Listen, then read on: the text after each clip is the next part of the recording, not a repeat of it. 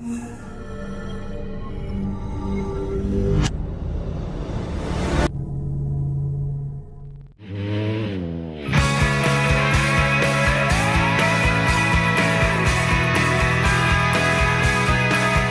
bienvenue à tous pour ce DVD moto verte spécial leçon de pilotage motocross. On va essayer de passer en revue toutes les techniques, toutes les positions.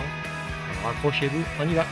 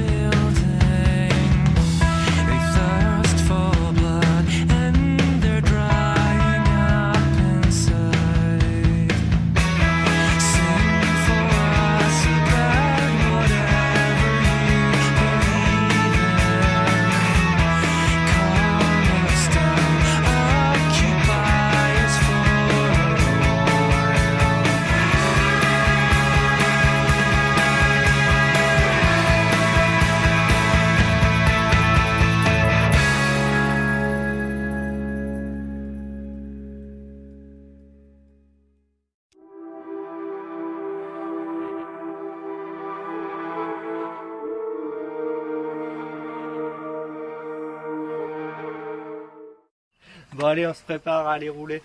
Donc en premier, l'équipement. Alors il y a l'équipement de base, c'est-à-dire que de sécurité minimum, on va dire, c'est les bottes, le casque.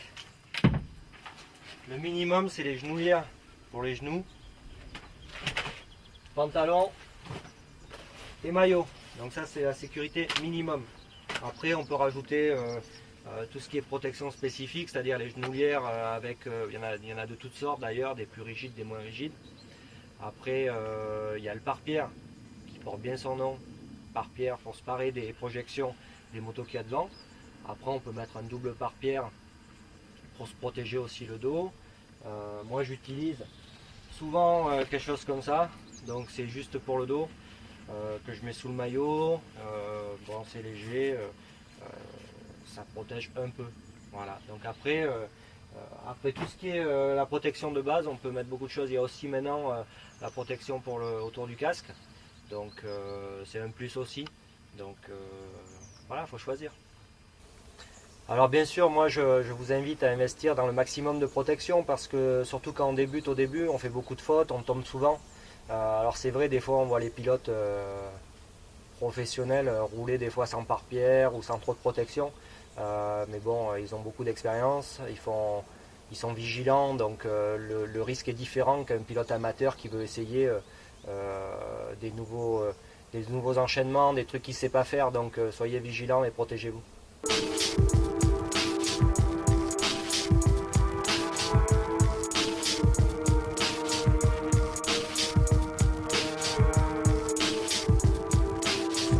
Alors pour les bottes, il y a plein de sortes de bottes.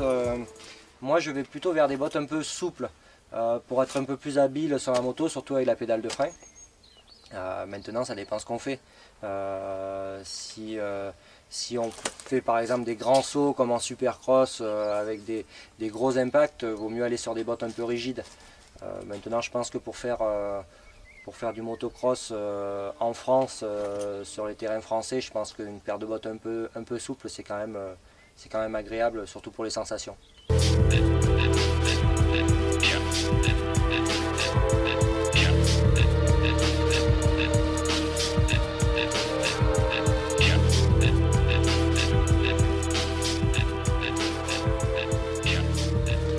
Alors on peut mettre une ceinture aussi.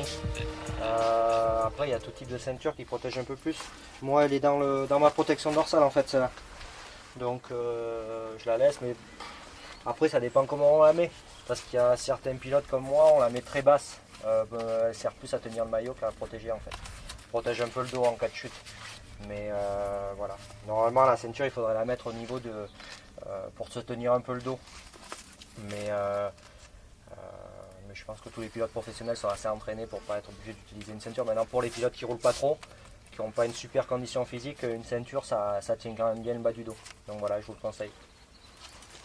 Alors pour les gants, il y en a qui utilisent des protections pour les mains sur la moto. Donc dans ce cas là, ils peuvent se permettre d'avoir des gants sans protection dessus. Maintenant, il y en a qui préfèrent rouler avec les protections sur les gants. Paire de gants, ce qui est important aussi, c'est de ne pas avoir des ampoules à chaque fois qu'on roule. Donc il faut qu'elles soient à la bonne taille. C'est un peu personnel, quoi. Il faut les essayer, il faut que ça plaise. Et surtout, il ne faut pas avoir d'ampoule à chaque fois qu'on va rouler. Moi, pour les gants, j'opte souvent pour des gants assez souples, sans trop de protection dessous, parce que je préfère avoir les mains bien libres. Après, ça dépend ce qu'on fait. Si on roule sur un terrain de cross avec des grosses motos où il y a beaucoup de pierres, il vaut mieux mettre des gants avec des protections. Sinon, moi j'aime bien que les gants soient exactement à la bonne taille pour pas qu'ils bougent et pour pas attraper trop d'ampoules. Voilà. Après, les lunettes. Les lunettes, c'est pareil, il y a beaucoup de types de lunettes. Il faut déjà qu'elles correspondent au casque, parce qu'il y a des lunettes qui ne rentrent pas bien dans certains casques. Donc il faut bien que toute la mousse soit en contact avec le front, parce que c'est désagréable d'avoir de la transpiration qui tombe dans les yeux.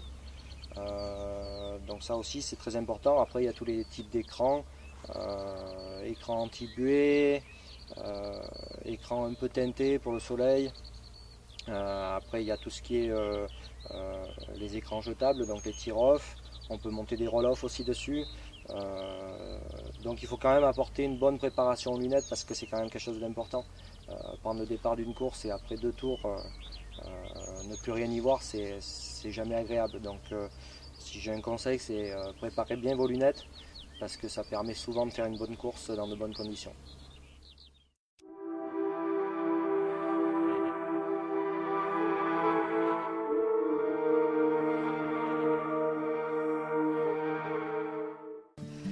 Bon, maintenant qu'on est prêt pour aller rouler, on va jeter un petit coup d'œil sur la moto. Alors la première chose généralement qu'on règle sur une moto, c'est le guidon. Alors le guidon, il n'y a pas vraiment de réglage miracle, on va dire. Il faut seulement rester dans les normes. Il faut surtout... alors moi, voilà, là je pense que là par exemple ça serait un peu haut. Et ici ça serait un peu bas. Donc après ça vous laisse une petite marge pour le régler à votre convenance. Donc ce que je vous conseille moi c'est de le régler pour être bien sur la moto et surtout pour ne pas avoir trop mal au bras, ce qui est important. Pour ma part, je roule, j'essaye d'aligner. En fait un petit conseil, moi j'aligne quand les guidons ont une barre. Généralement j'aligne la barre du haut avec celle devant du bas. Et je suis à peu près au début des boulons ici. Voilà, donc ça c'est à peu près mon réglage personnel. Maintenant ça varie selon les motos, selon les guidons utilisés. Mais bon, tout ça, ça se teste et il faut se sentir bien dessus. Mais c'est important quand même. Alors les réglages de guidon, si on roule avec le guidon très bas en fait on a les bras qui descendent un peu. On a les coudes qui descendent en fait. Vous voyez quand on monte le guidon, on a de suite les coudes qui veulent remonter. Donc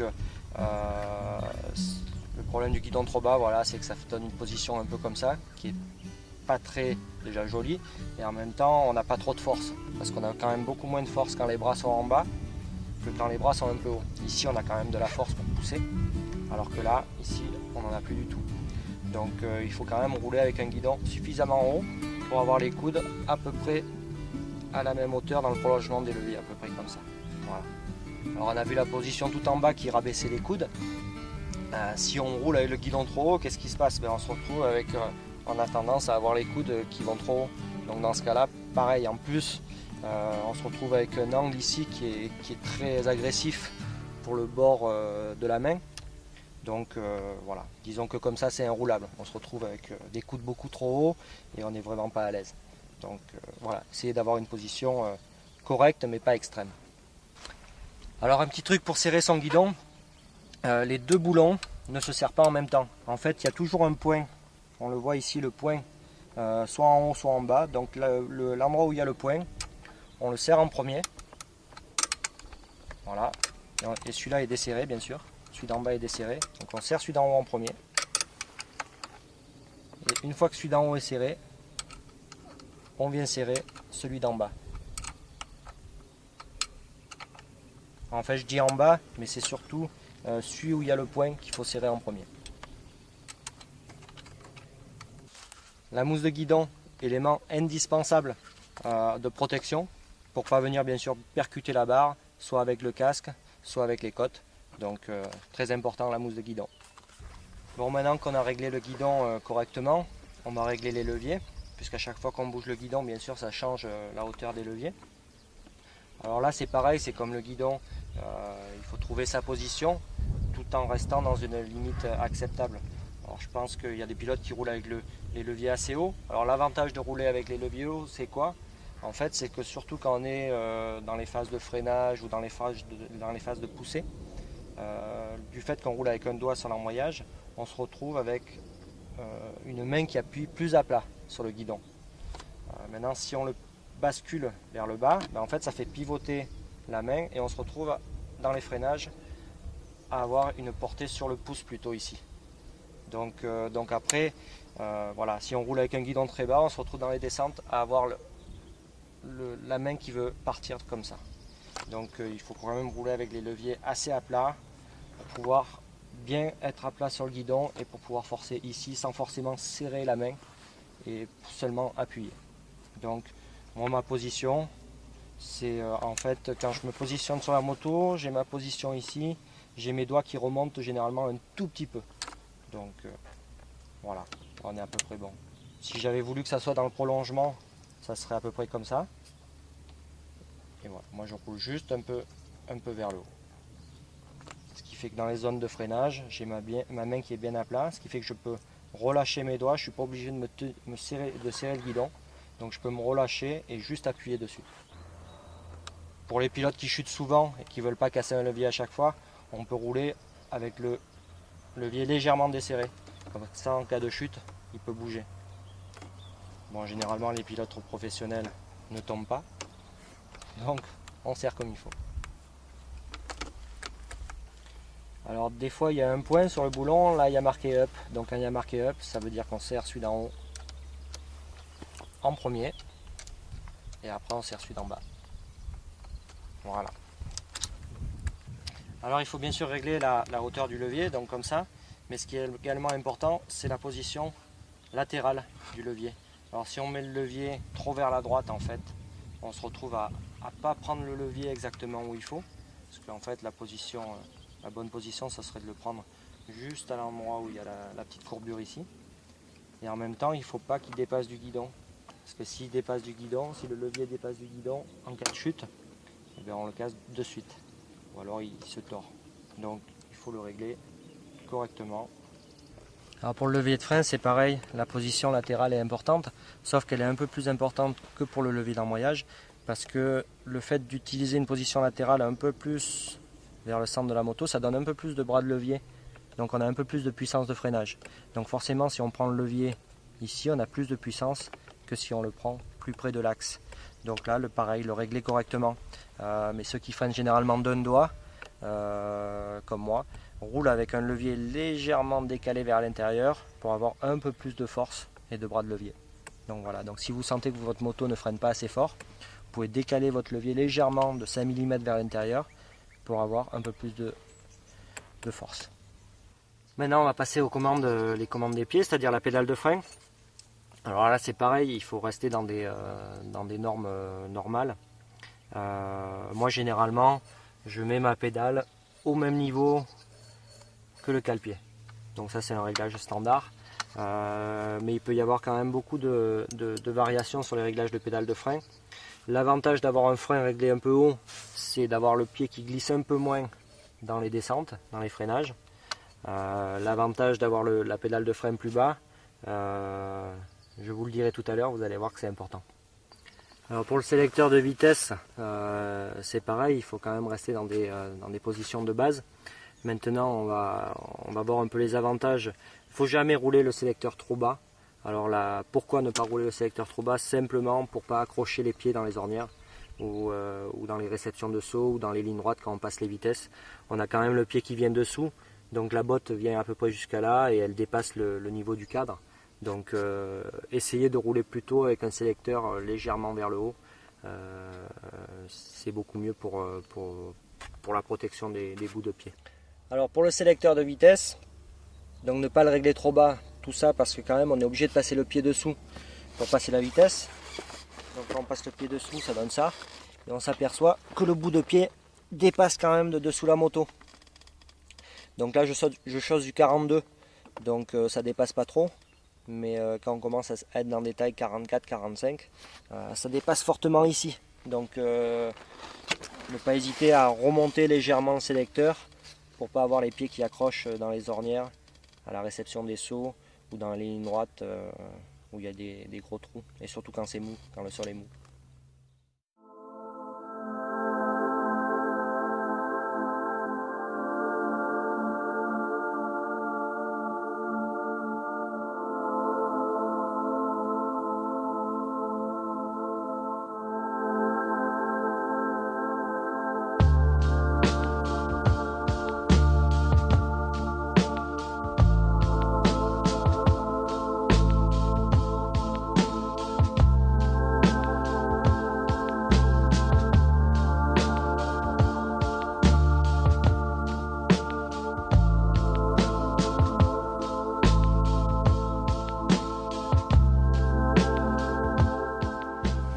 Au moment du départ, alors il y en a qui disent qu'il faut être super motivé, il y en a qui disent qu'il faut être super concentré. Je pense que il faut être dans un état où on est capable de faire ce qu'on sait faire, c'est le plus important. Donc il ne faut pas essayer de se prendre la tête, se cacher dans un coin tout seul. Il faut simplement savoir pourquoi on est là et savoir ce qu'on fait là, et être dans des conditions pour pouvoir faire ce qu'on sait faire sur la piste. C'est le plus important. Donc pour ça, il faut généralement être détendu. Pas trop détendu non plus, mais il faut être dans un état normal comme à l'entraînement et être prêt pour combattre et pour faire ce qu'on sait faire. Donc voilà, on est dans le pré-parc. Donc après on va accéder à la grille, on va choisir son emplacement sur la grille, le préparer. Donc moi, si je peux vous donner un petit conseil, c'est d'être détendu, de se faire plaisir et d'être prêt à tout donner pour une course.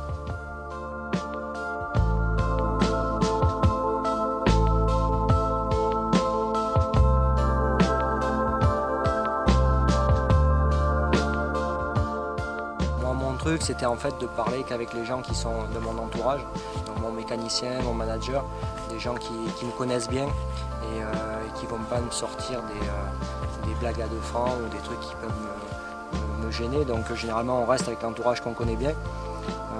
On essaye de bien gérer sa respiration, surtout de ne pas se mettre à stresser. Donc bien gérer sa respiration, bien respirer fort, à la rigueur faire des petits étirements sur les avant-bras. Voilà, toutes des petites manies qui font qu'on est détendu et qu'on est prêt au départ de la course. Bon, alors sur la grille, toujours être vigilant, qu'il n'y ait pas de cailloux ici, à l'endroit où va tomber la barre en fait, parce que s'il y a un caillou, ça peut la faire tomber un peu moins haut et on peut l'accrocher avec la roue avant. Donc bien dégager l'endroit où va tomber la grille. Donc elle devrait tomber là, donc il n'y a pas de souci. Après, généralement, moi je pose un peu de thermol ici. Parce qu'en fait la grille, quand elle tombe, pour qu'elle tombe sur la thermol et qu'elle ne rebondisse pas. Donc quand elle tombe, pouf, elle s'arrête sur la thermole. Donc ça c'est important aussi, parce que si elle rebondit, on peut arriver à l'accrocher en passant. Donc toujours mettre un petit peu de thermol pour que la grille ne rebondit pas. Puis après on prépare la trace pour l'accélération de la moto. Bon, alors pour la trace, après ça dépend beaucoup la terre. Quand on a de la terre molle, quand on a de la terre dure, quand c'est du sable, quand c'est du béton. Bon, le béton, on peut rien y faire à part balayer. Essayer de trouver le plus de grip possible, il n'y a que ça à faire. Ici c'est un peu délicat, on est remonté, il a plu il n'y a pas longtemps, donc il y a une bonne adhérence par terre, la terre est assez compacte. Donc là ce que je fais, c'est que je nettoie pour avoir une surface bien plane où il n'y a plus de cailloux, et par contre je rajoute un peu de thermol dessus pour enlever justement un peu de grip, pour que ma roue arrière patine un peu plus, pour pouvoir partir plus fort, pour pouvoir lâcher l'embrayage plus vite. Donc ça c'est quand vraiment il y a trop de grip, on peut rajouter un tout petit peu de thermol dessus pour juste faire un peu patiner la roue pour pouvoir lâcher l'embrayage plus fort.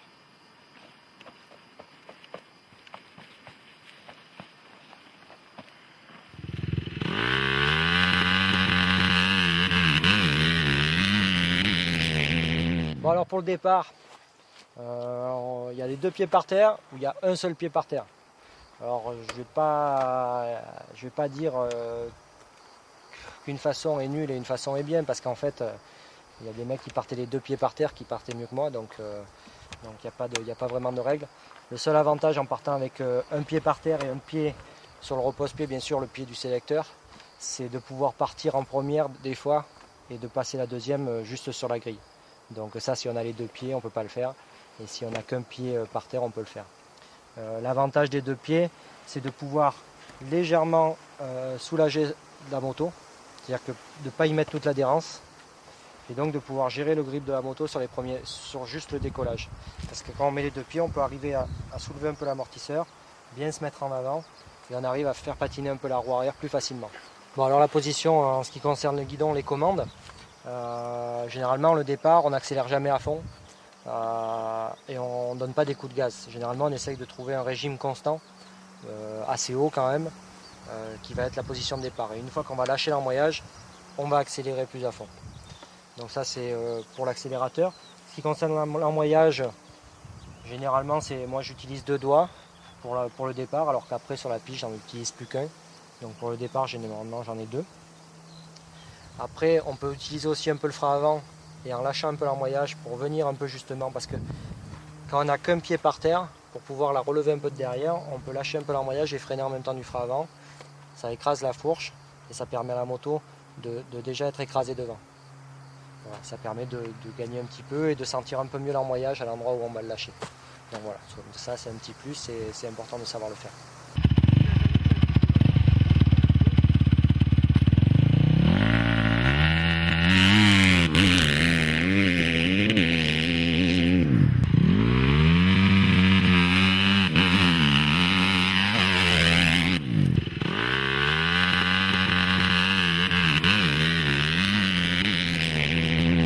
Alors après, pour le déclenchement du départ,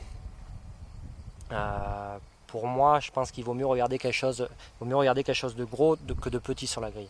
Quand on est à un feu rouge, par exemple, on voit plus facilement un gros feu qu'un petit feu. Donc, il vaut mieux regarder quelque chose de gros. Et souvent, moi, j'avais pris l'habitude en fait de regarder les grilles d'à côté plutôt que la mienne. Déjà, ça permet de voir le mouvement de côté, et généralement, on le voit mieux. On voit mieux la grille qui s'abaisse quand on la regarde sur le côté. Et en même temps, ça permet de ne pas avoir l'appréhension de partir trop tôt et d'accrocher sa grille. Donc voilà, moi ça c'est mon petit conseil à moi et c'est ce que je faisais et c'est ce qui me semble une bonne solution. Alors après il y a des objectifs à avoir sur le départ.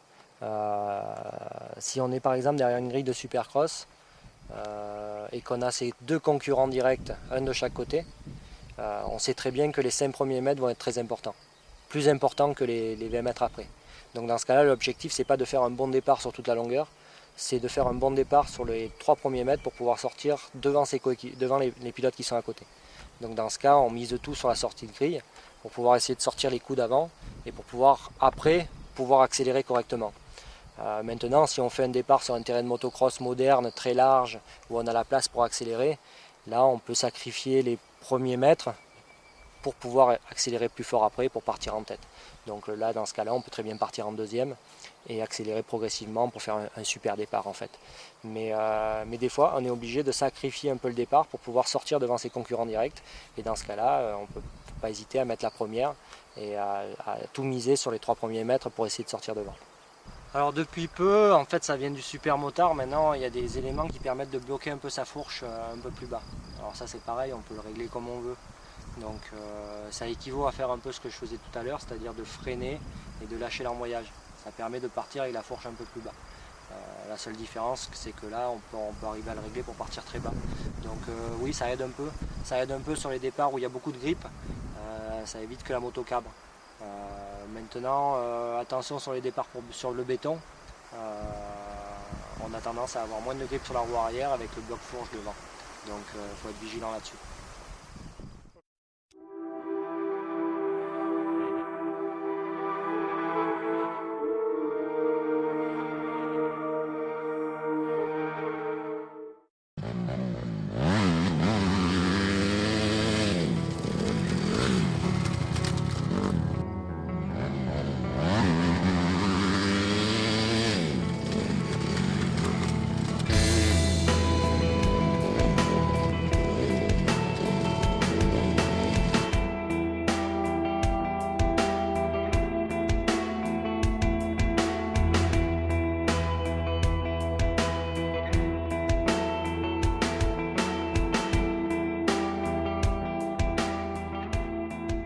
Bon, alors là on va faire le freinage.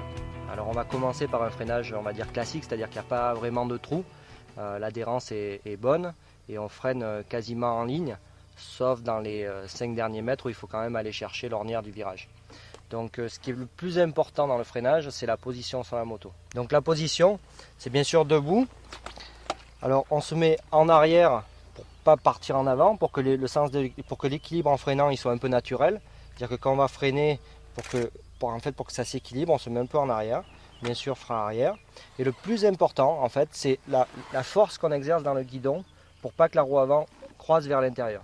Donc, en fait, on essaye surtout de plus appuyer sur le cale-pied gauche, donc sur celui-là. Donc, on essaye de bien appuyer fort, en fait, pour pencher la moto vers l'intérieur. Et comme elle veut se pencher vers l'intérieur, on a tendance à contre-braquer pour la tenir. Donc, de ce fait, on peut freiner très fort et la roue avant ne se croise jamais. Bon, alors la position du pied sur le cale-pied. Alors côté gauche, quand on freine, donc pour celui-là, quand on tourne à gauche, en fait on essaye toujours d'écarter un peu la jambe intérieure pour pouvoir inscrire la moto du côté où il y a le virage. Donc en fait, la position du pied c'est légèrement ouvert vers l'intérieur pour pouvoir écarter un peu le genou vers l'intérieur pour pouvoir l'inscrire dans le virage. Donc ça c'est la position intérieure, sinon le pied c'est bien sûr bien aligné sur le repose-pied pour être bien stable. Alors pour la position du pied sur le repose-pied côté droit, côté frein, en fait c'est très classique, on le met donc bien calé ici avec le bas de la botte pour pas qu'il glisse, et puis voilà, on freine comme ça. Et ce côté-là par contre on le serre assez fort contre la selle pour pouvoir se tenir si jamais il y a des trous ou s'il y a des pertes d'adhérence ou pour pouvoir réagir immédiatement. Alors pour le frein avant, généralement, quasiment la majorité des pilotes utilisent un seul doigt. Ça suffit largement et ça permet aussi de pouvoir quand même bien tenir le guidon. Donc moi je conseille bien sûr un seul doigt. Dès qu'on en met deux, le problème c'est qu'on a beaucoup moins de force dans la main. Donc il faut tenir en fait avec le pouce et ça devient très difficile après pendant une manche de 40 minutes sur des terrains très durs. C'est difficile. Donc moi je conseille un doigt et c'est là l'importance de bien régler son levier en fait. C'est que si le levier est trop bas, on se retrouve avec un frein en bas et la main a tendance à partir en avant. Donc bien régler son levier pour que tout le plat de la main appuie bien sur le guidon sans être obligé de le serrer. Donc ça permet de se relâcher un peu dans les zones de freinage. Donc un doigt, si vous n'avez pas de cette force, comme on l'a vu au début dans les réglages, on peut décaler un peu le levier de frein vers l'intérieur, en latéral, pour le prendre un peu plus loin ici et pour avoir un peu plus de force. Bon alors là on se retrouve dans une situation de freinage on va dire un peu classique, il n'y a pas de trou. On essaye de freiner en ligne, sauf dans les derniers mètres pour aller chercher le virage. Donc la position, bon, on accélère bien fort bien sûr pour prendre le plus de vitesse possible. Après la position c'est debout légèrement en arrière. Et en fait l'idée c'est de pousser sur l'intérieur de la jambe ici, donc en ouvrant légèrement la jambe, de pousser vers l'intérieur pour que la moto soit légèrement penchée vers le sens du virage. Ça permet de forcer un peu en contre-braquage et c'est surtout pour essayer de tenir la moto avec l'arrière qui veut aller vers l'extérieur. Surtout ne pas se retrouver avec l'arrière qui veut rentrer vers l'intérieur du virage parce que dans ce cas-là on peut croiser le guidon. Et dans ce cas-là on perd l'avant, on croise, on en voit beaucoup des chutes comme ça.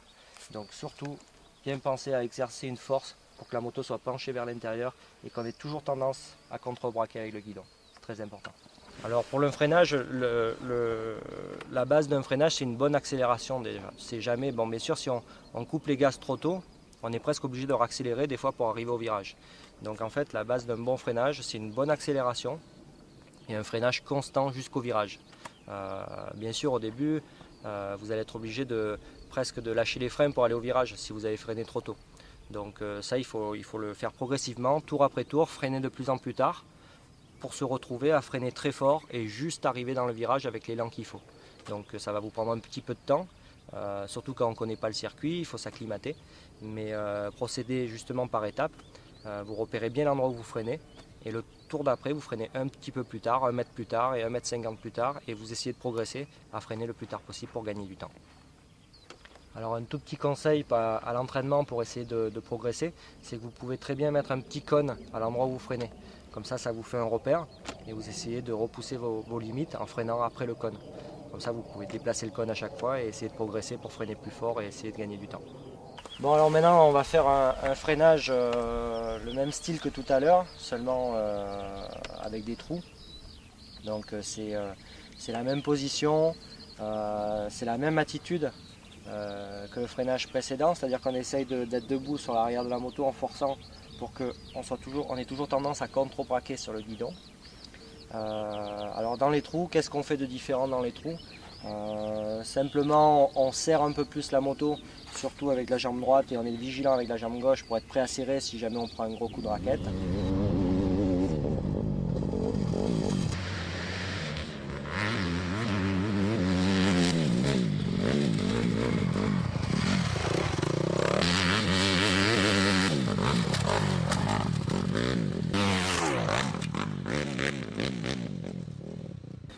Sinon, ce qui est très important, c'est de tenir un peu de gaz avec la moto et de freiner du frein arrière en même temps, tout en jouant un peu de l'embrayage.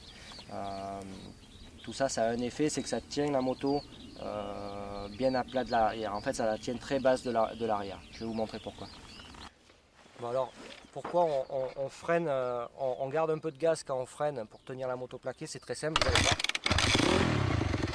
C'est parce que quand on accélère et qu'on lâche l'embrayage en même temps, ça descend la roue arrière. Donc on freine du frein arrière.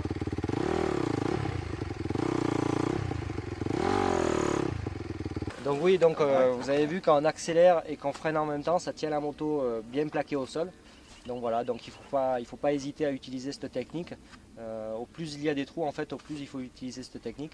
Et surtout si le freinage est légèrement en descente, c'est encore bien plus important. Donc entraînez-vous bien. Très important aussi, généralement les trous sont au tout début du freinage. Et au plus on s'avance vers le virage, au moins il y a de trous. Donc jamais prendre les freins d'un coup. Vaut mieux essayer de freiner légèrement au début dans les trous et plutôt essayer de vraiment ralentir la moto avant d'arriver dans le virage à l'endroit où il y a le moins de trous possible. Donc ça c'est une petite... sur tous les circuits généralement il y a toujours une zone de début de freinage où il y a beaucoup de trous et la zone de fin de freinage où il y en a moins. Donc essayez de freiner dans la zone où il y a le moins de trous possible.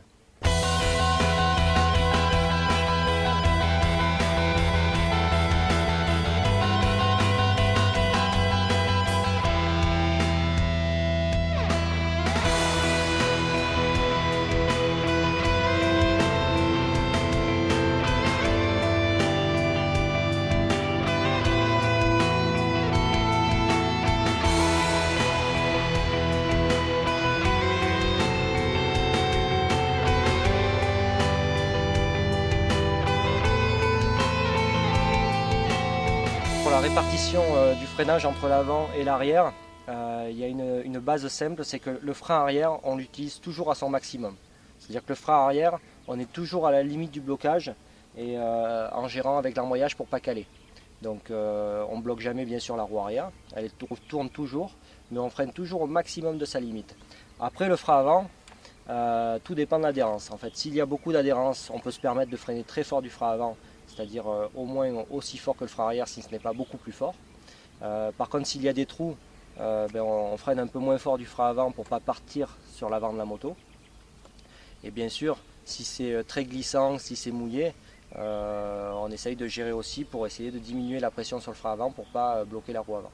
Donc le frein arrière, c'est toujours à son niveau maximum et le frein avant, on gère selon les situations.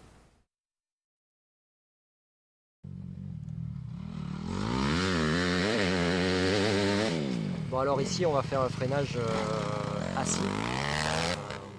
C'est assez rare quand on peut employer cette technique, mais quand il n'y a pas beaucoup de bosses, quand le terrain est très propre, on peut se permettre de freiner assis. L'avantage de freiner assis, c'est qu'on peut freiner beaucoup plus fort du frein avant, parce qu'en fait on abaisse le centre de gravité, on est bien tanké sur la selle, donc on peut freiner très très fort, on peut bien écraser la fourche.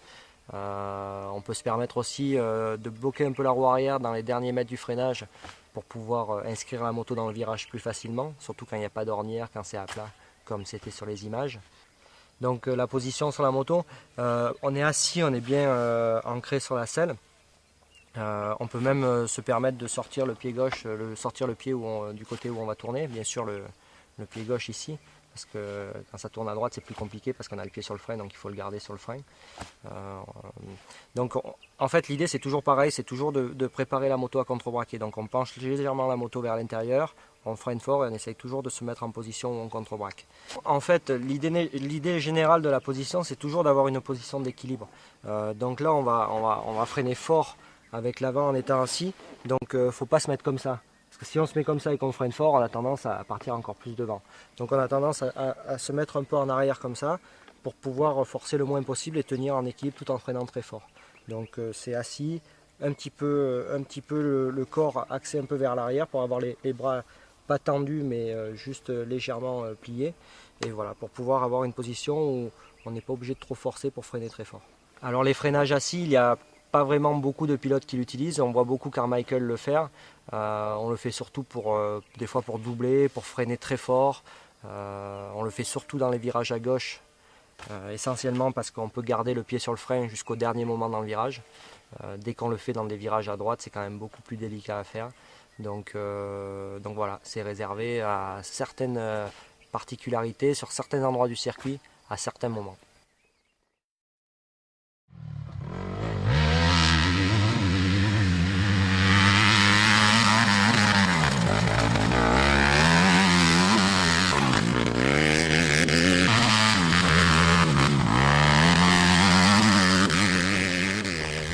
L'exercice c'est une grande courbe un peu rapide, un peu en appui. Donc le freinage c'est debout, pareil on garde la moto un peu accélérée avec du frein.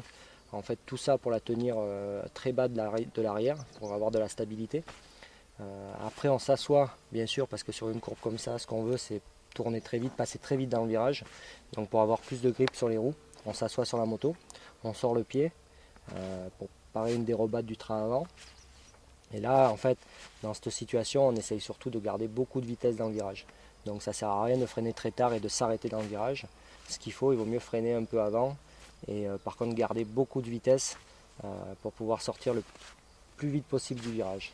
Donc dans les trucs rapides comme ça, il faut toujours essayer de perdre le moins de vitesse possible. C'est l'objectif principal.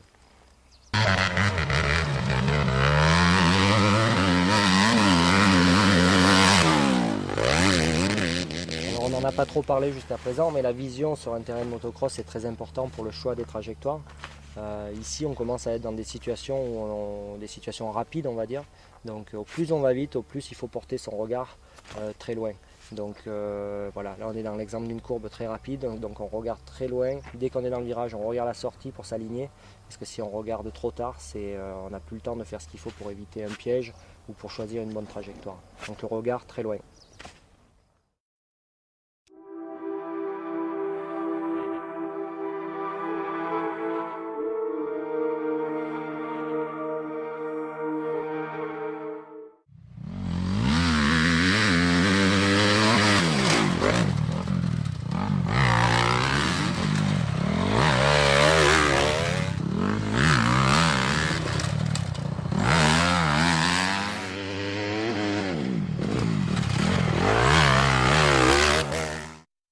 Bon alors on va attaquer maintenant les virages. Ici on va faire un virage en appui, mais on ne va pas le prendre sur toute sa longueur. Donc en fait on va essayer de le prendre que sur une toute petite partie. En fait ça se fait très souvent maintenant pour essayer d'avoir des trajectoires plus tendues, c'est-à-dire pour freiner plus droit et plus longtemps et pour pouvoir avoir une accélération aussi plus longue. Donc en fait sur un grand appui, on se sert uniquement d'une toute petite partie de l'appui pour tourner. Généralement on utilise bien le frein arrière pour faire glisser la moto. Et là ce qui est très important pour réussir ce genre d'exercice, c'est la trajectoire de la roue avant surtout, je vais vous montrer. Donc ce qui est important pour bien réussir cet exercice, c'est d'avoir une bonne trajectoire de la roue avant et de la roue arrière. Pour bien faire, il faut arriver dans le virage en haut avec une roue avant qui soit 50 cm plus bas que la roue arrière. Donc on voit bien ici la trace de la roue arrière et on voit ici la trajectoire de ma roue avant qui au début du freinage est presque ensemble mais qui commence à se séparer. Donc plus on approche du virage, au plus ça se sépare. Et on voit qu'ici ma roue arrière est là et ma roue avant se retrouve ici. Donc à ce moment-là on freine très fort. L'idéal c'est d'avoir la roue arrière qui vient se caler en haut de l'appui et là on peut être prêt à accélérer pour ressortir du virage.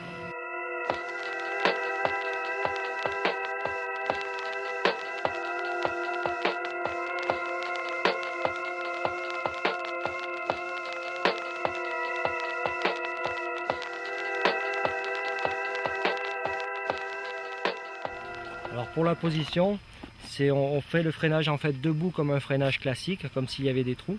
Par contre, on peut se permettre de s'asseoir très tôt dans le virage, donc on s'assoit au moment où on commence à arriver dans l'appui.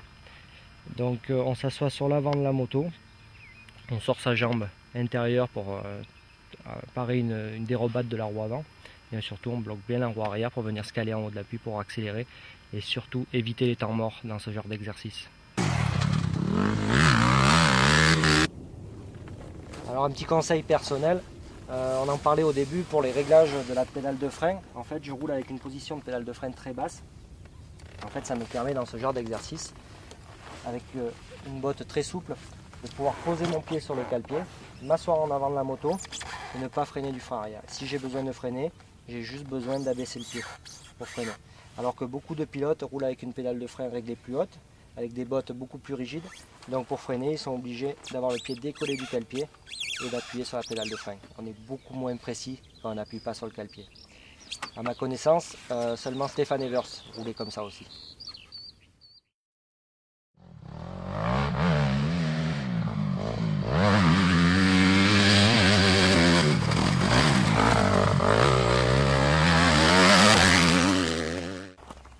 Bon, alors ici on va faire un virage en appui, mais on va pas essayer ni de le couper ni de le faire au frein. On va essayer simplement de le prendre dès l'entrée jusqu'à la sortie. Donc en fait la position, le freinage c'est debout en arrière. On freine légèrement. On n'est pas obligé de freiner très très fort parce qu'on veut garder de la vitesse justement pour profiter de cet appui pour aller le plus vite possible. Donc, par contre, ce qu'il faut faire dans ce genre de virage, c'est accélérer très tôt. Parce qu'en fait, la moto, elle se déstabilise au moment où on lâche les freins et on accélère. Donc, on essaye de faire ça dès l'entrée du virage. Donc, dès qu'on a lâché les freins, quasiment en entrée du virage, au bout de 2 mètres, dès qu'on a attaqué l'appui, en fait, on commence à caler la moto et on commence à raccélérer pour pouvoir justement accélérer progressivement et garder de la vitesse pour sortir très vite du virage. En trajectoire, il n'y a vraiment rien d'extraordinaire à faire, il suffit de rester dans la limite supérieure de l'appui, jamais aller tout en haut de l'appui parce que c'est souvent très mou, donc toujours garder à peu près 40-50 cm avec le haut de l'appui, et puis voilà, garder de la vitesse, accélérer. La position, c'est assis dans tout le virage, légèrement un peu incliné vers l'intérieur pour faire tourner la moto, pour que dès qu'on va accélérer, en fait, dès qu'on accélère, la moto a tendance à se relever un petit peu vers l'extérieur. Donc le fait de se pencher un peu à l'intérieur permet de la garder sur une bonne trajectoire. Bon, maintenant que j'ai donné toutes les explications, je vais vous montrer.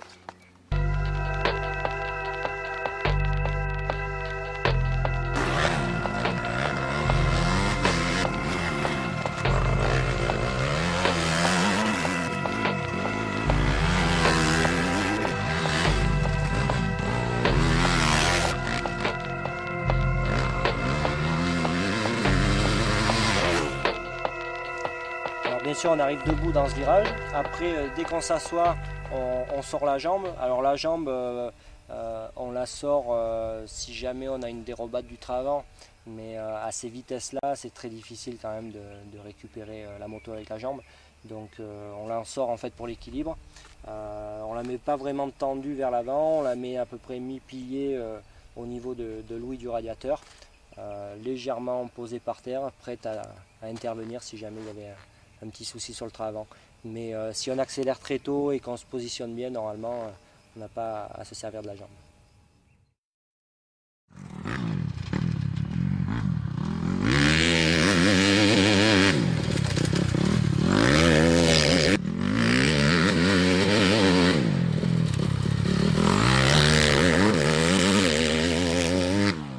Bon, là, on va faire 2 virages, un gauche et un droite avec ornière.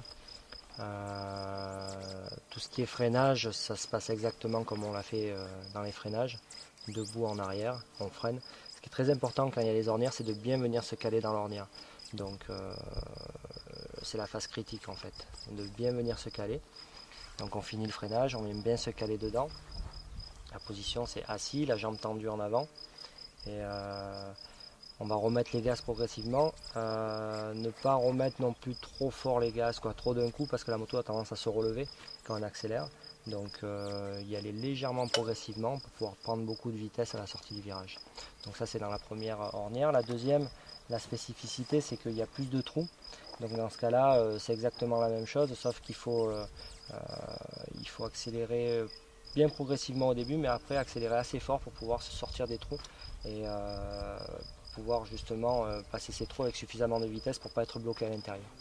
Donc là par exemple dans la deuxième, je tournais en première pour éviter des problèmes de calage dans l'entrée du virage. Par contre, dès que je commençais à accélérer, je mettais de suite la deuxième pour prendre beaucoup de vitesse pour passer sur les trous. Alors au début, quand on arrive dans le virage, on arrive debout, on s'assoit, on tend la jambe en avant. On est légèrement sur l'avant de la moto, bien en avant. Par contre, dès qu'on commence à accélérer, on n'hésite pas à reculer un peu sur la selle pour venir chercher du grip en fait et pour venir chercher de la traction sur la roue arrière. Principalement aussi quand il y a des trous. Ça permet de bien caler la moto en bas et de pouvoir accélérer très fort et avoir beaucoup d'adhérence. Donc on n'hésite pas à se laisser glisser sur l'arrière de la moto. Alors le plus gros défaut qu'on peut avoir dans ce genre de virage, c'est de vouloir en fait épater les copains, c'est-à-dire accélérer très tôt, très violemment avec l'embrayage. Donc c'est vrai que ça fait du bruit, ça impressionne, mais c'est pas ce qui est le plus efficace. Faut essayer de accélérer justement un peu progressivement pour essayer de prendre le maximum de vitesse, mais non pas dans le virage, mais dès la sortie du virage. Car il est plus important de sortir vite que de tourner vite. Donc pensez-y et concentrez-vous là-dessus.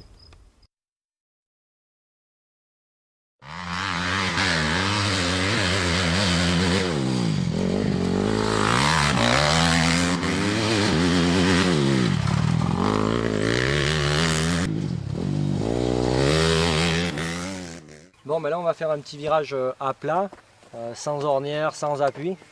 Alors à quoi ça peut servir de tourner comme ça? Ça sert surtout déjà à faire des trajectoires différentes des autres pilotes pour pouvoir doubler ou pour pouvoir éviter des trous, pour pouvoir recouper des ornières. Des fois on peut utiliser ce genre d'exercice. Alors le but en fait c'est de faire glisser la moto des deux roues. On n'essaye pas là de faire partir l'arrière, on n'essaye pas de faire glisser l'avant, on essaye simplement de dériver des deux roues pour arriver à avoir un certain équilibre. Alors pour ça bien sûr la position c'est assis. On se sert énormément du pied cette fois par terre, c'est-à-dire qu'on pose le pied très fort et on tient la moto avec le pied. Et en fait le but c'est de mettre de l'angle à la moto pour la faire décrocher des deux roues. Alors par contre dès qu'on décroche la roue avant, il ne faut surtout pas braquer, ni contre-braquer, il faut rester la roue avant très droite et se servir de la poussée du pied pour tenir l'équilibre. Et là on accélère progressivement, ça permet de faire une courbe très propre, ça permet de tourner quand même assez vite sans avoir aucun appui ni rien, donc c'est très efficace. Alors ce genre d'exercice c'est très facile à faire, c'est beaucoup plus facile à faire côté gauche, parce qu'on peut arriver à garder le pied sur le frein pour s'aider à faire glisser la moto justement au frein. Quand on le pratique du côté droit, étant donné qu'on se sert beaucoup du pied pour tenir l'équilibre et pour tenir sa roue avant, le seul moyen de la faire glisser c'est avec le frein moteur. Donc ne pas hésiter à couper franchement, à mettre une vitesse en dessous pour ralentir la moto avec le frein moteur et la faire glisser grâce à... Il faut avoir beaucoup d'angle. La petite anecdote c'est que j'avais vu Jackie Vimon le faire sur une photo côté droit et j'avais trouvé ça assez sympa et j'avais mis quand même quelques jours pour le faire. Salut Jackie!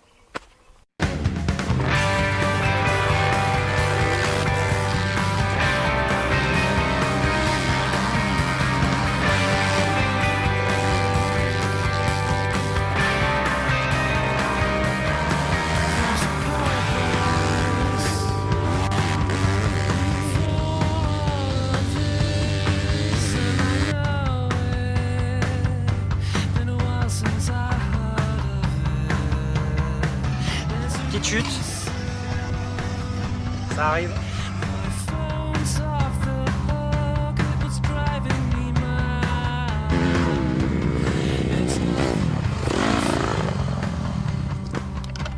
Important de bien doser son frein avant.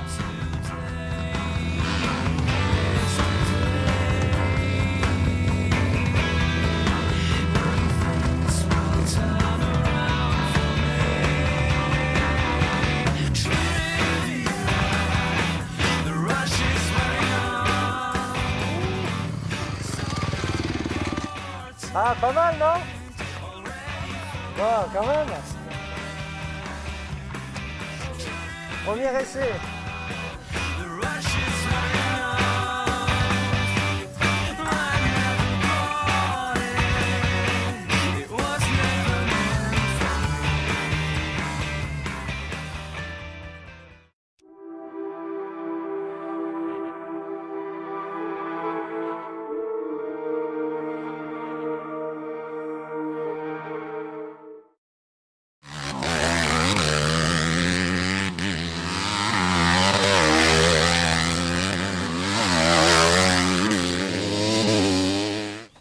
là on va voir comment on peut sortir d'un virage et essayer de prendre le plus de vitesse possible en passant les vitesses. Donc là par exemple dans ce virage là on sortait en première et pour finir en quatrième. Donc on essaye de passer les vitesses le plus vite possible. Pour ça, généralement pour passer de première en deuxième, sur les 2 premiers rapports, on est obligé d'embrayer un petit peu. Surtout quand il y a beaucoup de grippe sur la roue arrière, car la vitesse masse mal. Donc on n'hésite pas à embrayer, on n'est pas obligé de couper les gaz. On prend juste un petit peu l'embrayage. Et dans cette phase-là, on essaye surtout de se positionner légèrement en arrière sur la moto pour venir chercher du grip à la roue arrière. Il faut éviter de trop patiner, il faut éviter aussi de se mettre trop d'un coup en arrière avec la moto cabre. Donc on essaye de se reculer progressivement pour essayer de chercher du grip et accélérer le plus vite possible. Après, on se met debout en arrière selon les trous et on essaye de prendre le plus de vitesse possible.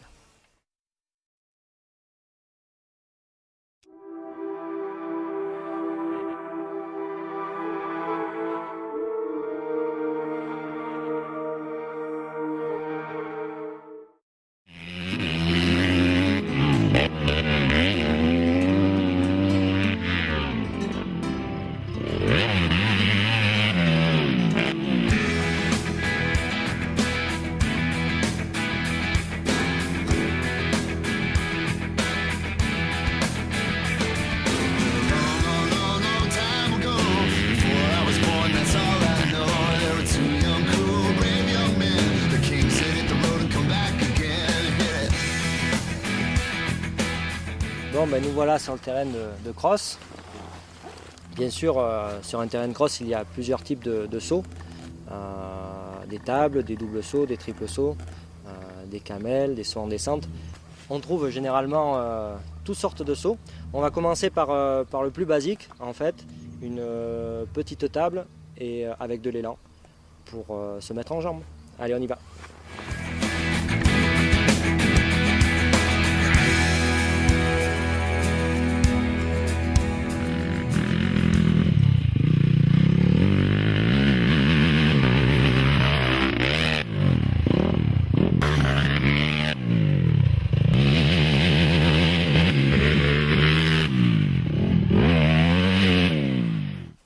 Bon, donc pour aborder une table classique, on a quand même une prise d'élan correcte, donc on a le temps d'accélérer.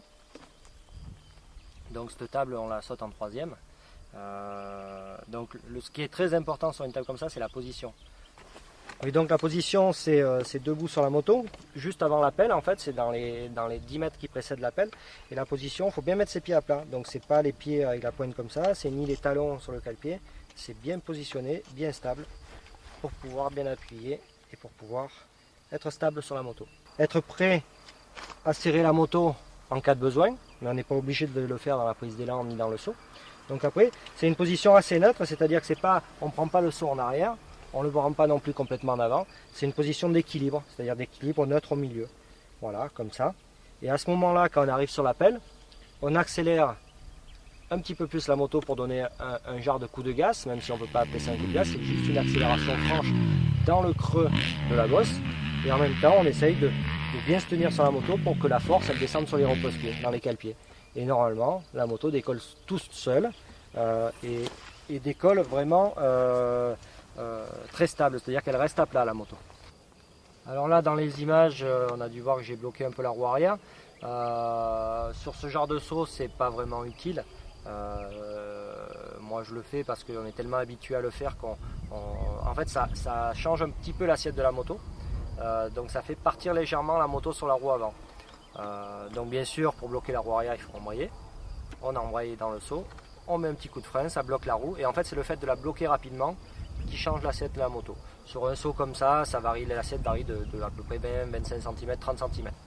Bon alors sur une petite table comme ça, ce qui est très important en fait c'est quand on accélère de garder bien la moto en ligne pour bien sauter droit. Donc si vous sautez bien droit, c'est-à-dire que la moto est bien en ligne et que l'assiette de la moto est correcte, il n'y a vraiment aucun risque de chute. Donc après la réception, on se positionne normalement, on se pose légèrement dans la descente, la roue avant en premier et normalement tout se passe très bien.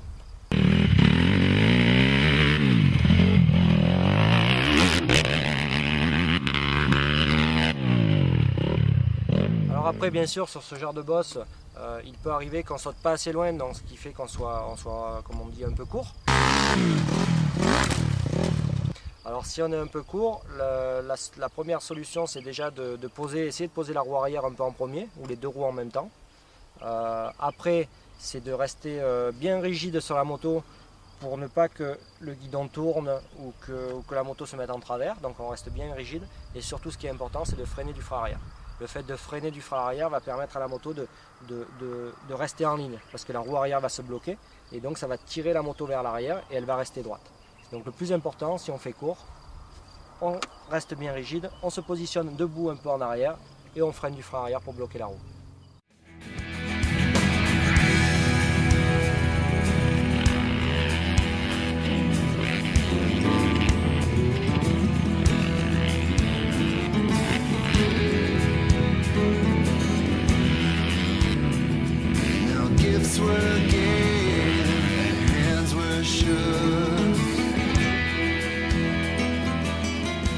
Donc là on voit une autre configuration de saut avec une petite table à sauter et surtout pas beaucoup d'élan.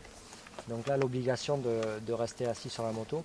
Déjà pour venir chercher du grip à l'accélération, donc on essaye de s'asseoir un peu en arrière et en même temps le but en fait c'est de juste sauter le plateau pour pouvoir accélérer après. Donc là surtout on essaye de donner une petite impulsion pour au moins sauter le plateau. Donc là la position c'est bien assise.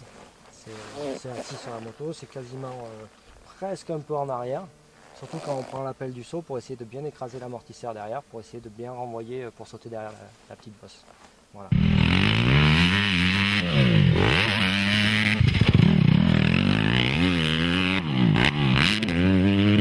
Voilà, quand on est comme ça, on essaye vraiment d'accélérer jusqu'en haut du saut en fait, parce que on essaye de sauter le plus loin possible, parce que c'est un saut où il faut juste poser dans la pente et il y a juste assez d'élan. Donc en fait comme on accélère jusqu'en haut, la moto a tendance à partir un peu sur l'arrière. Donc en plus on est en position assise un peu en arrière, donc la moto a tendance à sortir du saut, la roue avant un peu en l'air. Donc là on n'hésite pas en l'air à venir se repositionner sur l'avant. Et là à la rigueur mettre un petit coup de frein arrière en débrayant pour ramener l'assiette de la moto sur l'avant, pour pouvoir bien accélérer à la réception et prendre de la vitesse avant le virage d'après.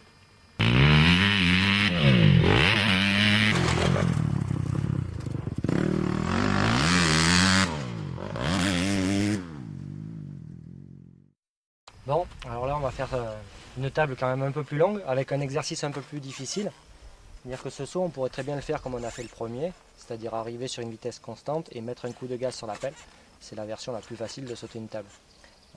Ici on va essayer de prendre beaucoup de vitesse avant pour être obligé de freiner et de couper les gaz sur la pelle du saut.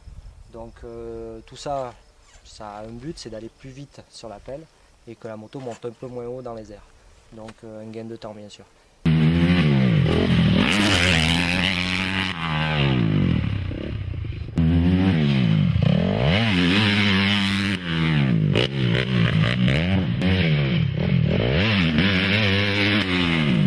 Donc vous avez vu sur les images, c'est très difficile de juger la distance de saut parce qu'on ne peut plus utiliser les gaz pour gérer justement cette distance.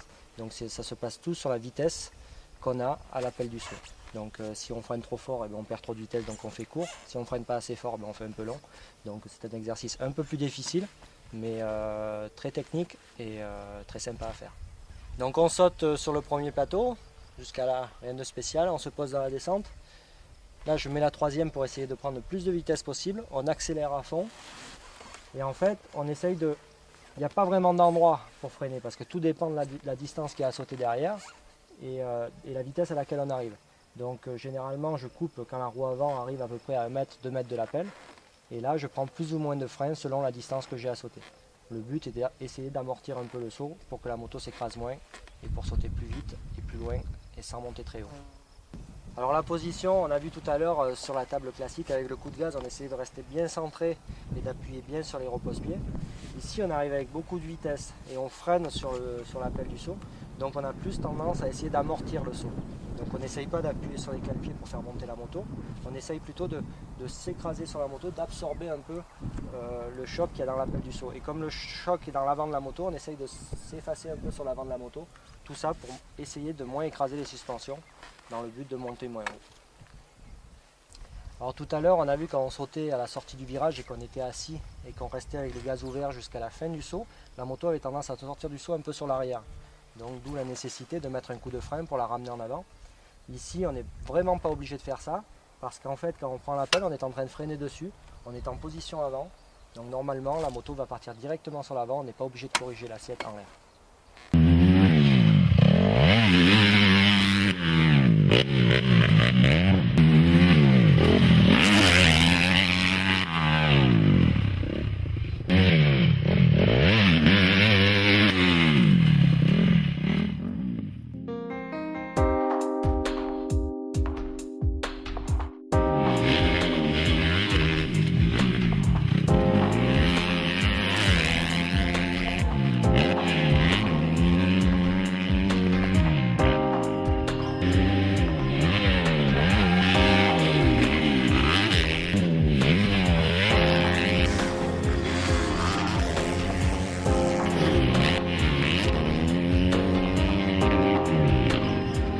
Là, on monte un peu en puissance dans les sauts de table. On va essayer de vraiment amortir énormément un saut. En fait, c'est un saut qui est facile à sauter, qui n'est pas très long. Donc la seule chose qu'on peut faire sur un saut comme ça, c'est de le passer le plus vite possible. Et pour le passer le plus vite possible, il faut éviter de sauter. Et donc il faut arriver avec beaucoup de vitesse, essayer de freiner, de couper les gaz sur la pelle comme on a fait tout à l'heure. Mais ici, on va essayer de faire glisser la moto pour ne pas que la moto décolle en fait, pour qu'elle reste le plus bas possible et qu'elle saute presque pas. Dans ce genre de saut, nous à l'époque, quand je courais, on ne le faisait pas, on faisait la technique qu'on a employée tout à l'heure, c'est-à-dire qu'on accélérait très fort, on essayait d'amortir en coupant un peu les gaz et en freinant et en mettant le poids sur l'avant de la moto, mais on ne savait pas qu'on pouvait faire ça. Donc un jour sur un circuit d'entraînement en Californie, j'ai vu Carmichael qui le faisait, donc j'ai un peu posé 2-3 questions. Et il m'a un peu expliqué comment on faisait et en un quart d'heure j'ai réussi à le faire. Donc vraiment l'intérêt c'est de vraiment arriver très fort, donc on accélère très fort. On est obligé de faire un petit virage avant le saut parce que sur le saut on est censé faire glisser la moto, donc comme vous voyez sur les images, essayer de la faire glisser en braquant le guidon pour essayer justement de glisser de l'avant de la moto sur la pelle. Et ça a un gros effet, c'est que la moto ne décolle pas. Donc voilà, soyez vigilants parce que c'est quand même un exercice très difficile à faire. Par contre, si vous y arrivez, vous n'êtes pas loin du top.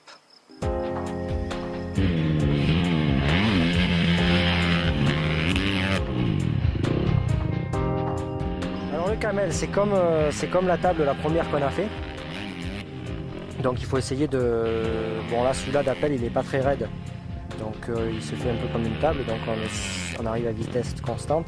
Et on met un grand coup de gaz sur la pelle en appuyant très bien sur les cale-pieds, sur les repose-pieds, bien les appuyer les deux en même temps pour que la moto soit équilibrée. Donc on met un grand coup de gaz, on essaye de bien écraser la moto pour qu'elle monte parce que là il y a de la hauteur à prendre pour passer par-dessus la deuxième bosse. Mais la position c'est quasiment la même que ce qu'on a fait tout à l'heure sur le plateau constant, c'est-à-dire qu'on arrive en accélération, donc on peut être assis, on peut être un peu en arrière s'il y a des trous. Et au moment où on met un grand coup de gaz, on peut se pencher un tout petit peu sur l'avant pour équilibrer. Et puis on appuie par contre bien fort sur les repose-pieds.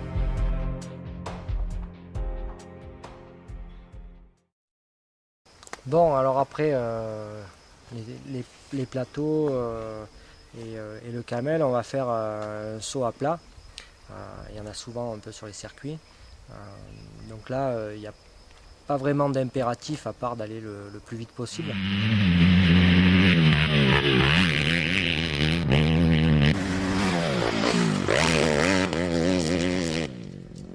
Là, l'essentiel c'est de prendre beaucoup de vitesse avant le saut.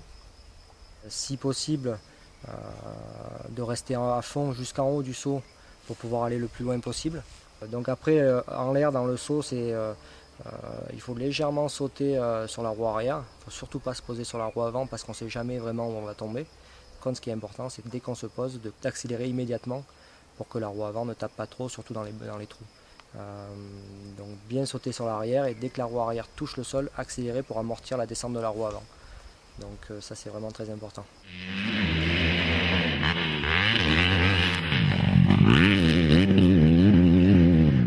Alors ce qu'on peut faire aussi pour essayer de pousser la moto un peu plus loin, c'est quand on sort en fait du saut, c'est essayer de la faire partir un peu dans les mains, c'est-à-dire on la pousse un peu avec les mains et on la pousse un peu avec les pieds. Tout ça pour essayer de la faire aller un peu plus loin dans le saut. et d'éviter de monter trop haut.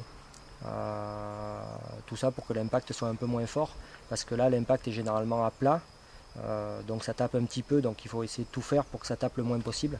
Alors des fois, pour gagner vraiment du temps et pour sauter encore moins haut, pour aller encore plus loin, on peut décoller avant le sommet de la bosse. Des fois il y a une petite bosse quelque part, on arrive à trouver une petite bosse qui nous permet de décoller avant. Dans ce cas-là, si on arrive à décoller par exemple 1,50 m avant le sommet de la bosse, c'est toujours ça de gagner, on arrive à sauter moins haut. Et ça peut permettre de doubler quelqu'un et de se poser avant lui pour pouvoir accélérer.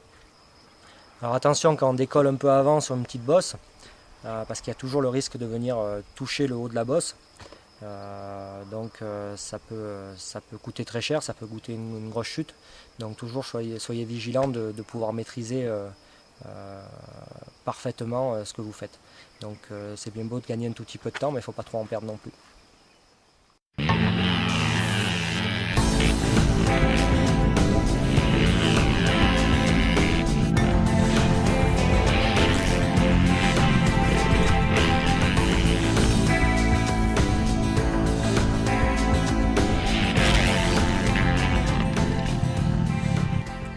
Bon, donc le saut en descente, ça ressemble beaucoup au saut à plat, pour tout ce qui est la préparation avant le saut. C'est un peu le même système, on essaye de sauter le plus loin possible. La seule chose où il faut faire attention, c'est la réception. C'est toujours essayer de bien choisir sa trajectoire pour aller se poser vraiment où on veut. Parce que généralement quand on se pose dans une descente, c'est quand même plus délicat que de se poser à plat. Faire attention de ne pas se poser dans des gros trous. Parce que là on peut risquer de suite un par devant en rentrant dans le trou à la réception. Donc même technique, on essaye de sauter très loin, donc on accompagne la moto sur le saut. Et la grosse vigilance, elle est sur l'endroit où on va atterrir. Dans les descentes, il se crée des trous. Donc en position, quand on se pose dans une descente, il faut quand même être assez rigide. C'est-à-dire qu'il faut bien serrer la moto avec les jambes pour éviter qu'à la réception, en rentrant dans un trou, elle parte sur le côté. Donc bien la serrer. Être assez rigide avec les épaules pour tenir bien le guidon dans la direction, surtout ne pas le mettre de travers, ne pas guidonner. En plus, généralement en descente, la réception est très cachée par rapport à la pelle. On ne voit surtout pas où on va se poser. Donc il ne faut pas hésiter. Un petit conseil que j'utilise souvent, en fait, c'est que je prends un repère très loin derrière. Il y a toujours un arbre, une direction à prendre, donc pour viser, pour pouvoir être sûr de poser au bon endroit. Alors après, dans les sauts en descente, quand vraiment on ne peut pas prendre la pelle à fond, qu'on est obligé de couper les gaz pour pas sauter trop loin en fait, on peut faire comme on a fait tout à l'heure sur le plateau, c'est-à-dire accélérer très fort et couper en freinant les gaz sur la fin de la bosse pour pouvoir décoller sans accélérer. Donc ça c'est toujours possible à faire. Et après, si vraiment on veut vraiment gagner beaucoup de temps et si on peut le faire, si l'endroit le permet, on peut très bien faire comme on a fait tout à l'heure sur le petit plateau, c'est-à-dire coucher la moto pour l'amortir le plus possible. Mais là ça commence à être dangereux, donc il faut être vigilant. Bon, on va parler un peu des doubles sauts. En fait, un double saut, c'est la même approche qu'un plateau, on va dire, sauf qu'il y a un trou au milieu. Donc c'est aussi simple que ça. Il ne faut surtout pas faire court.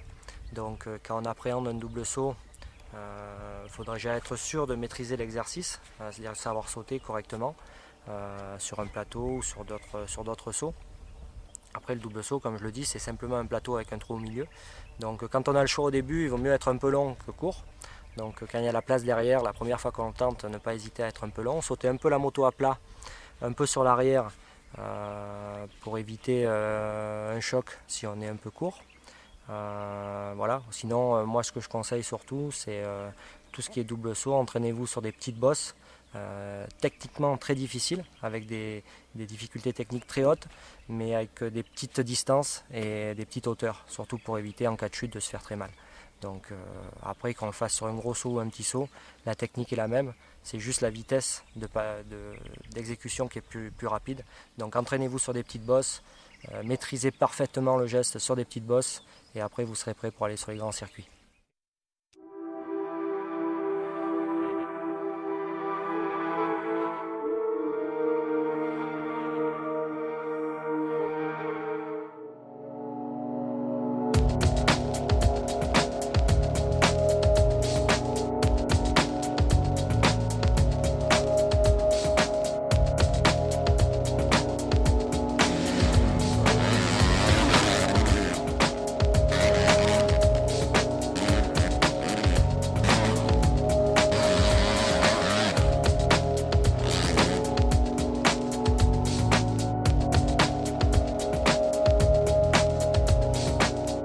on va regarder un peu comment on se comporte dans des situations où il y a des ornières en fait, que ce soit dans une ligne droite, que ce soit dans des freinages, ou que ce soit à l'accélération, ou même ici devant un saut.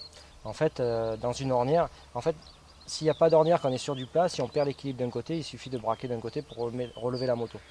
C'est ce qu'on apprend au début quand on fait du vélo. Quand on est dans une ornière, en fait, on ne peut plus braquer en fait, parce que la roue est calée en bas de l'ornière, donc il n'y a aucune solution de se rattraper avec le guidon. Donc en fait, le seul moyen de se rattraper, c'est de pousser sur un côté et l'autre de la moto. Donc en fait, on est devant une ornière. Il est impossible dans l'ornière de faire ça pour se rattraper, donc le seul truc qu'on peut faire, c'est pousser sur une jambe d'un côté, puis pousser de l'autre côté. Et attendre d'être sorti de l'ornière pour pouvoir récupérer l'équilibre. Donc soyez bien vigilants là-dessus, que ce soit une ornière dans une ligne droite, dans un freinage, dans un saut, on tient l'équilibre grâce au cale-pied. Donc toujours garder les deux pieds sur les repose-pieds et bien appuyer d'un côté ou de l'autre.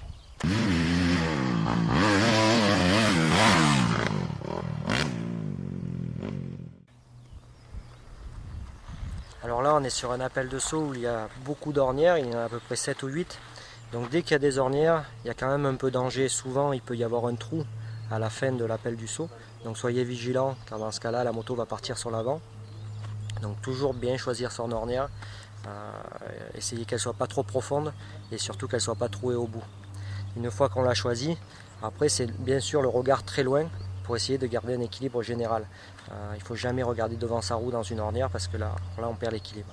Donc toujours regarder très loin, debout et on se tient en équilibre sur les repose-pieds. N'oubliez pas que dans une ornière, pour tenir la moto de droite à gauche, il faut appuyer sur les repose-pieds.